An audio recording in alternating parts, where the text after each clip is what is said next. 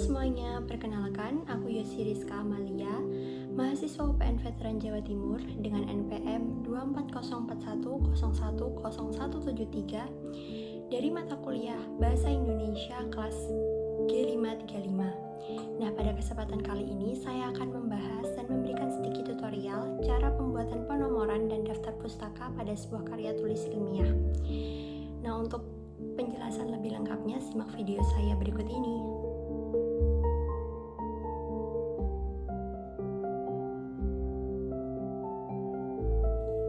Urutan penomoran merupakan hal yang penting dalam penulisan sebuah dokumen akademis.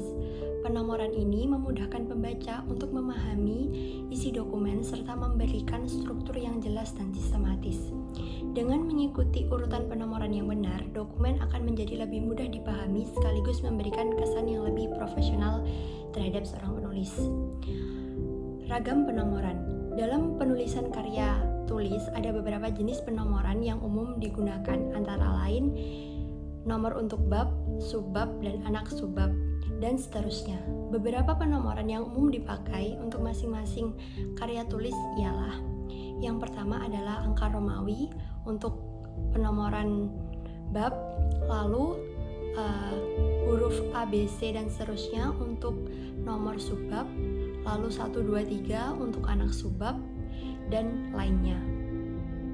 Penomoran ini ada bermacam-macam, yaitu seperti penomoran makalah,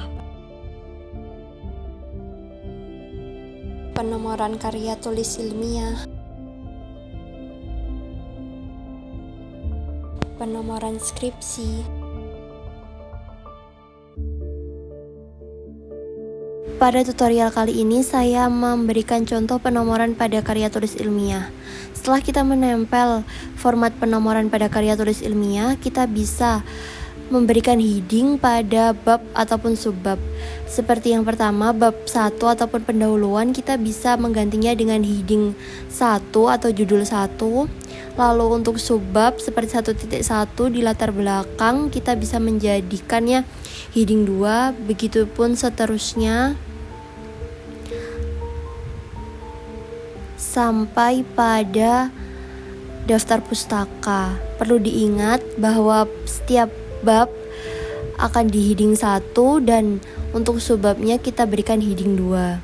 Setelah selesai, kita bisa memblok semua tulisan ataupun bab yang telah kita heading, lalu kita bisa menggantinya sesuai dengan ketentuan pada karya tulis ilmiah, biasanya menggunakan Times New Roman, lalu tulisannya di bold dan ukuran diganti sesuai dengan yang diarahkan.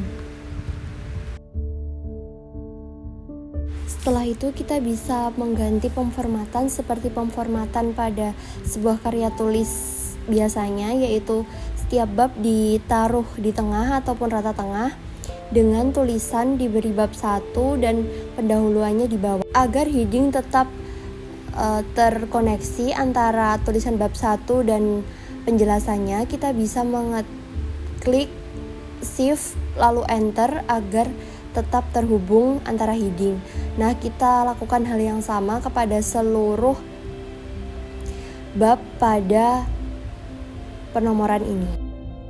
Pembuatan heading tadi bertujuan agar dalam pembuatan sebuah karya tulis kita tidak perlu membuat daftar isi secara manual. Kita bisa membuat daftar isi caranya kita hanya perlu pergi ke menu referensi, lalu kita pilih daftar isi dan kita pilih yang kedua, lalu akan muncul daftar isi seperti heading yang kita tulis. Sebelum itu kalian bisa menambahkan, sebelum pada bab 1 bisa menambahkan daftar isi dan kata pengantar sebagai pelengkap karya tulis kalian.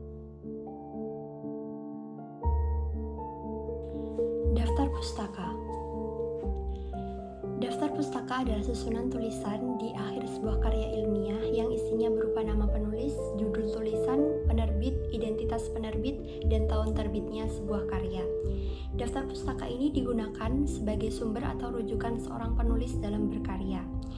Keberadaan daftar pustaka ini sangat penting guna menunjukkan bahwa suatu tulisan atau karya ilmiah tidak hanya dibuat berdasarkan pemikiran orisinal seseorang penulis saja, tetapi juga mendapat banyak rujukan dari berbagai pemikiran penulis lainnya. Daftar pustaka ini digunakan sebagai ucapan terima kasih untuk penyumbang data penelitian. Selain itu, daftar pustaka juga dapat membantu pembaca yang ingin mencari tahu lebih dalam mengenai topik atau permasalahan yang dibahas oleh penulis. Nah, dalam daftar pustaka ini ada beberapa sumber yang bisa menjadi referensi, yaitu 1 adalah buku, 2 jurnal, 3 skripsi, 4 artikel, 5 koran ataupun majalah, dan yang terakhir adalah website online.